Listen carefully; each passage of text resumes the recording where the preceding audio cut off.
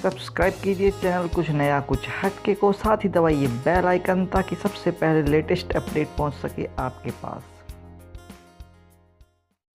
कोई भी बिजनेस शुरू करने से पहले फिर चाहे वह बिजनेस छोटा हो या बड़ा हो, कुछ लाइसेंस और कुछ रजिस्ट्रेशन हमें सरकार से कराने होते हैं। अगर आप भी कोई नया बिजनेस शुरू करने की सोच रहे हैं लेकिन आप यह नहीं जानते कि उस बिज़नेस के लिए आपको कौन सा लाइसेंस लेना ज़रूरी है या कौन सा रजिस्ट्रेशन कराना ज़रूरी है, तो आज की यह वीडियो आप ही के लिए है। वीडियो थोड़ा लंबी है क्योंकि मैंने इस वीडियो में पूरी डिटेल के साथ बताया है कि आपको किस बिज़नेस के लिए कौन सा लाइसेंस और रजिस्ट्रेशंस कराना ज़रूरी है और उनके लिए कौन से दस्तावेज़ आपको चाहिए। तो वीडियो शुरू से लेकर आखिर तक पूरा देखिएगा फ्रेंड्स।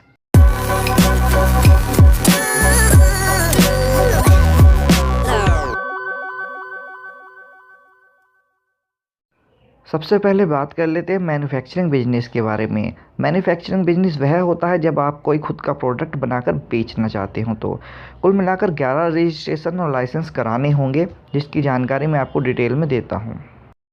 फ्रेंड्स, मैन्युफैक्चरिंग क्षेत्र के बिजनेस के लिए लैंड यूज और निगम लाइसेंस सबसे पहला लाइसेंस होता है।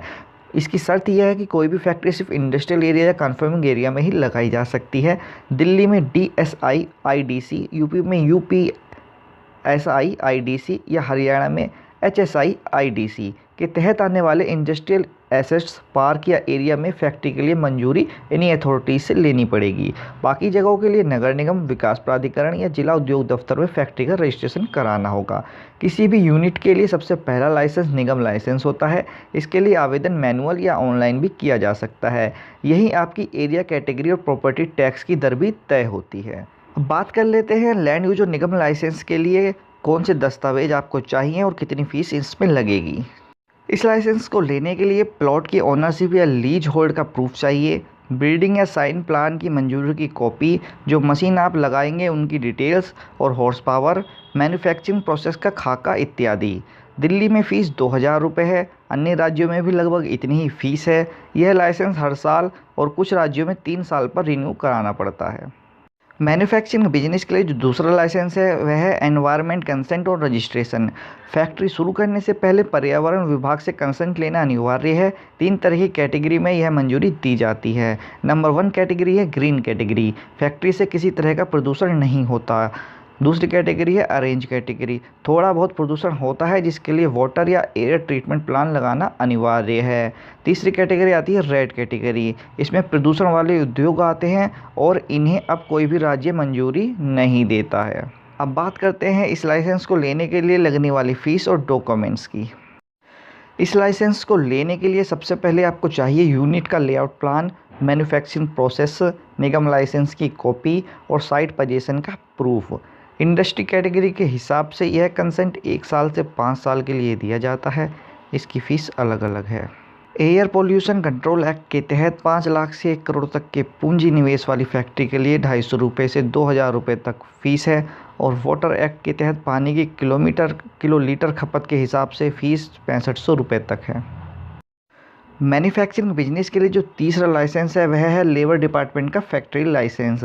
इसे चीफ इंस्पेक्टर ऑफ फैक्ट्रीज़ का लाइसेंस भी कहा जाता है। यह सबसे अहम रजिस्ट्रेशन और लाइसेंस प्रोसेस है जहां फैक्ट्री का पूरा प्रोफाइल दिखाना पड़ता है। लेबर डिपार्टमेंट के इंस्पेक्टर समय समय पर फैक्ट्री की जाँच करते हैं। इसके तहत आपको कई तरह के रजिस्टर मेंटेन भी करने होते हैं और वर्कर से जुड़ी दर्जनों फॉर्मेलिटीज़ को पूरी करनी होती हैं। अब बात करते हैं इस लाइसेंस में लगने वाले डॉक्यूमेंट्स और फीस की। इस लाइसेंस को लेने के लिए लगने वाले डॉक्यूमेंट्स में सबसे पहले आता है नगर निगम लाइसेंस और एनवायरमेंटल कंसेंट की कॉपी, साइट या लेआउट प्लान की कॉपी, फायर डिपार्टमेंट का NOC चाहिए और मैन्युफैक्चरिंग प्रोसेस का फ्लो चार्ट लगेगा।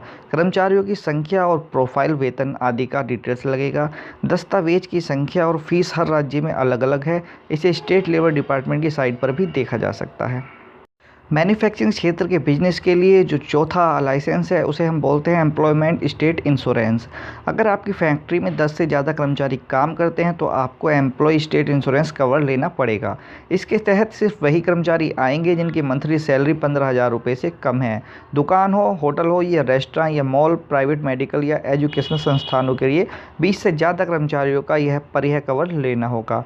इसका मकसद कर्मचारियों को मुफ्त मेडिकल सेवाएं देना होता है। अब बात कर लेते हैं इस लाइसेंस में लगने वाले डॉक्यूमेंट्स और फीस की। इस लाइसेंस को लेने के लिए रजिस्ट्रेशन की औपचारिकता और फीस मामूली है। कंट्रीब्यूशन और रिटर्न नियमित रूप से भरना होगा। स्कीम के लाभ के लिए एम्प्लॉयर को हर महीने कर्मचारी की सैलरी के 6.5% के बराबर रकम ESI फंड में जमा करनी होगी। कर्मचारी की सैलरी से 1.75% रकम काटी जाती है, जबकि एम्प्लॉयर 4.75% अपनी तरफ से देता है। मैन्युफैक्चरिंग बिजनेस के लिए पांचवा जो लाइसेंस है वह है एम्प्लॉयज प्रोविडेंट फंड यानी EPF।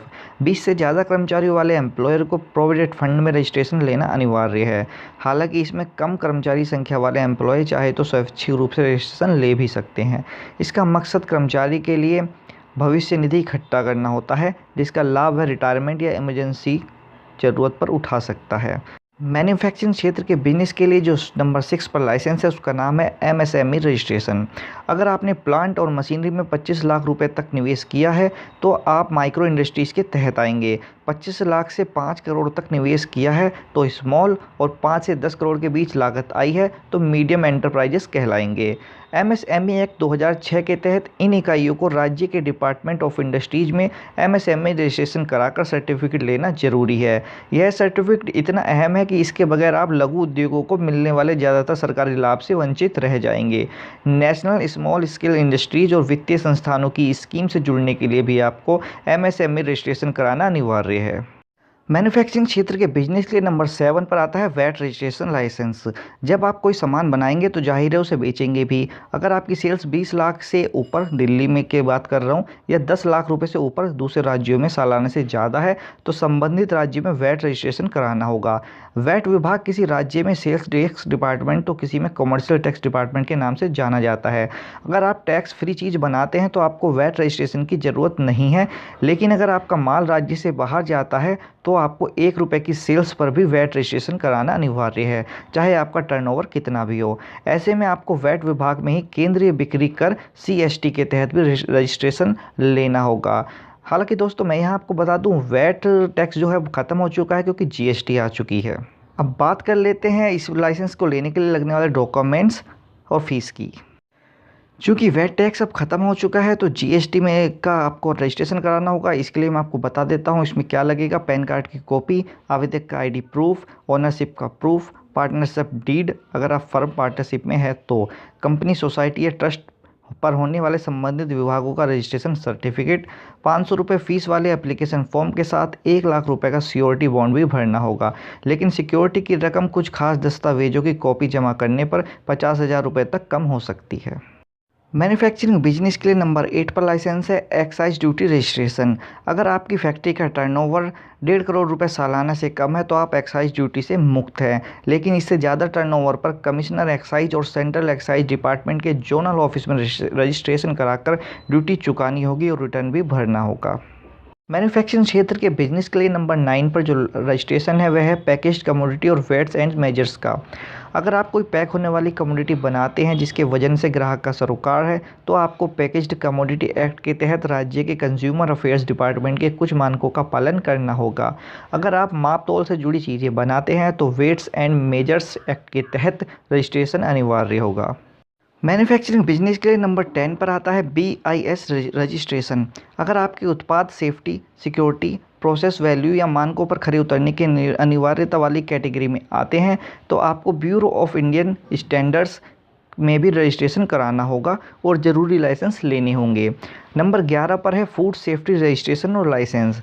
अगर आप खाद्य चीज़ों का उत्पादन करते हैं तो 12 लाख रुपए सालाना से ज़्यादा टर्नओवर पर food safety and standard authority of India का से लाइसेंस लेना अनिवार्य है। इससे कम टर्नओवर पर भी सिर्फ रजिस्ट्रेशन कराना होगा। इसकी फ़ीस प्रोडक्ट कैटेगरी या टर्नओवर और सेफ्टी मेजर्स के हिसाब से अलग अलग है। अथॉरिटी की साइट पर आप चेक कर सकते हैं। फ्रेंड्स अब बात कर लेते हैं सर्विस सेक्टर के बिजनेस में लगने वाले लाइसेंस और रजिस्ट्रेशन के बारे में।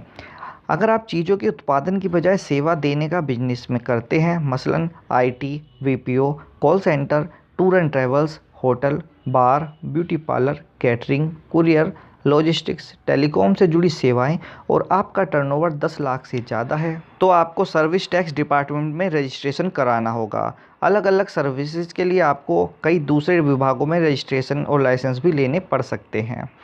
जो लोग होटल चलाते हैं उनको लग्जरी टैक्स डिपार्टमेंट में रजिस्ट्रेशन कराकर 1000 रुपये प्रतिदिन से ज़्यादा चार्ज वाले कमरों पर 10% लग्जरी टैक्स देना पड़ता है। पब, बार या होटल जहां शराब परोसी जाती है वहां एक्साइज विभाग में रजिस्ट्रेशन तो कराना पड़ता ही है, कई अलग अलग लाइसेंस भी लेने पड़ते हैं। स्पा, ब्यूटी पार्लर या जिम कारोबार के लिए 5 लाख से ज़्यादा टर्नओवर पर लग्जरी टैक्स में रजिस्ट्रेशन अनिवार्य है और इसके लिए 3% टैक्स चुकाना होता है। आईटी और टेलीकॉम सेवाओं के लिए कम्युनिकेशन मिनिस्ट्री के तहत हाल ही के दिनों में बने नए नॉर्म्स पर भी खरा उतरना होगा। ट्रांसपोर्ट, कुरियर और लॉजिस्टिक्स फर्मों को ट्रांसपोर्ट डिपार्टमेंट के अलावा वैट डिपार्टमेंट में भी रजिस्ट्रेशन कराना पड़ सकता है। सर्विस सेक्टर में बिजनेस में अगर आप शॉप, ट्रेड या कॉमर्स जैसा कोई बिजनेस करते हैं तो उसके लिए आपको ट्रेड लाइसेंस लेना होता है। किसी भी तरह की शॉप या व्यावसायिक गतिविधि के लिए आपको स्थानीय निकाय यानी नगर निगम से ट्रेड लाइसेंस लेने की ज़रूरत होगी। दिल्ली सहित कई राज्य इसके लिए ऑनलाइन एप्लीकेशन भी मांगने लगे हैं और रिन्यूअल 1 साल की बजाय 3 साल पर होने लगा है। दिल्ली में एमसीडी पहले कमोडिटी आइटम के हिसाब से ट्रेड लाइसेंस फीस लेती थी, लेकिन अब कुछ अपवादों को छोड़कर दुकान की साइज को आधार बनाया गया है। मसलन 10 वर्ग मीटर की दुकान के लिए 200 रुपये, 10 से 20 वर्ग मीटर 500 रुपये और इससे बड़े दुकान पर प्रति वर्ग मीटर 50 रुपये ज़्यादा शुल्क लगता है। हर राज्य में फ़ीस स्ट्रक्चर अलग अलग है। सर्विस सेक्टर के बिजनेस के लिए नंबर 2 पर वैट रजिस्ट्रेशन कराना होता है। इसके लिए वही ज़रूरत या प्रक्रिया है जो मैन्युफैक्चरिंग में मैंने पहले बताई है।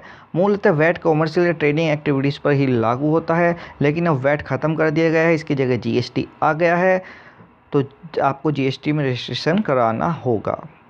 फूड सेफ्टी रजिस्ट्रेशन और लाइसेंस, अगर आप खाद्य सामग्री बेचते हैं या इसके स्टोरेज, डिस्ट्रीब्यूशन या इंपोर्ट से जुड़े हैं तो आपको food safety and standard act 2006 और रेगुलेशन 2011 के तहत रजिस्ट्रेशन और लाइसेंस लेने। सर्विस सेक्टर के बिजनेस के लिए आईईसी रजिस्ट्रेशन अनिवार्य है। अगर आप इंपोर्ट या एक्सपोर्ट के बिजनेस में हैं तो आपको 10 अंकों का आईईसी कोड लेना अनिवार्य है। यह कोड वाणिज्यिक मंत्रालय के directorate of general of foreign trade की ओर से जारी होता है। आप अपनी फर्म या खुद के नाम से इसके लिए अप्लाई कर सकते हैं। सर्विस सेक्टर बिजनेस के लिए नंबर 5 पर एक रजिस्ट्रेशन है shops and establishment registration. Labour department के तहत होने वाले इस रजिस्ट्रेशन के तहत आपको दुकान खोलने बंद करने के समय से लेकर लेबर संबंधी नॉर्म्स का पालन करना पड़ता है। इसके लिए फ़ीस मामूली है और ज़रूरी दस्तावेज लगभग वही हैं जो एक ट्रेड लाइसेंस के लिए चाहिए होते हैं। अब जानिए किस कंपनी का कैसा रजिस्ट्रेशन होगा। प्राइवेट लिमिटेड कंपनी के लिए रजिस्ट्रार ऑफ कंपनीज में रजिस्ट्रेशन कराना अनिवार्य है। मिनिस्ट्री ऑफ कॉर्पोरेट अफेयर्स के तहत आने वाले आरओसी में रजिस्ट्रेशन के लिए ओनरशिप पैटर्न के आधार पर नॉर्म्स और ज़रूरी दस्तावेज देने पड़ते हैं। अलग अलग ज़रूरतों और ओनरशिप के लिए INC 1 से लेकर INC 22 तक उपलब्ध फॉर्म में से कोई एक या ज़्यादा दाखिल करना पड़ता है। ये रजिस्ट्रेशन ऑनलाइन भी होने लगे हैं। कंपनी के लिए आपको 3 नाम प्रस्तावित करने होते हैं। पहले से उस नाम से रजिस्टर्ड कंपनी का नाम आपको नहीं मिल सकता। इसके अलावा कंपनी के एम्स एंड ऑब्जेक्टिव और अन्य कुछ जानकारियाँ भी देनी होती हैं। 1 लाख रुपए से कम नॉमिनल शेयर कैपिटल वाली कंपनी के रजिस्ट्रेशन की फ़ीस लगभग 4000 रुपये है। इससे बड़ी कंपनी के लिए कुछ पैमानों के आधार पर फ़ीस में मामूली बढ़ोतरी हो जाती है। सोल प्रोप्राइटरशिप फैक्ट्री या कंपनी के लिए आरओसी रजिस्ट्रेशन अनिवार्य नहीं है। आप महज अपने लेटर हेड के आधार पर बैंकिंग या अन्य वित्तीय संस्थाओं में खुद को दर्ज करा सकते हैं। पार्टनरशिप फर्म का कंपनी रजिस्ट्रेशन अनिवार्य नहीं है। रजिस्टर्ड हैं तो बंद रास्ते भी खुल जाएंगे। अगर आपने अपने कारोबार के लिए ज़रूरी सभी रजिस्ट्रेशन और लाइसेंस ले लिए हैं लेकिन आपकी राह में विभाग अड़ंगे लगा रहा है, तो आपको लगता है कि कोई नोटिस या चालान जबरन थोपा गया है, तो उसी विभाग में ऐसे सेल हैं जहां आप अपील या ऑब्जेक्शन दायर कर सकते हैं। नगर निगम विकास प्राधिकरण और पर्यावरण विभाग ने अपने अपने अपीलेट या न्याय अधिकरण बनाए हुए हैं जहां कोई भी पक्ष किसी भी फैसले के खिलाफ अपील कर सकता है। वैट या सेल्स टैक्स में तो आप कमिश्नर तक के फैसले को उसी की ऑब्जेक्शन हियरिंग अथॉरिटी में चुनौती दे सकते हैं। तो फ्रेंड्स, ये थी वो जानकारियाँ जो आगे आपके बहुत काम आने वाली हैं। अगर आपको वीडियो पसंद आई तो प्लीज़ वीडियो को लाइक कीजिए। कोई सुझाव हो तो कमेंट कर सकते हैं।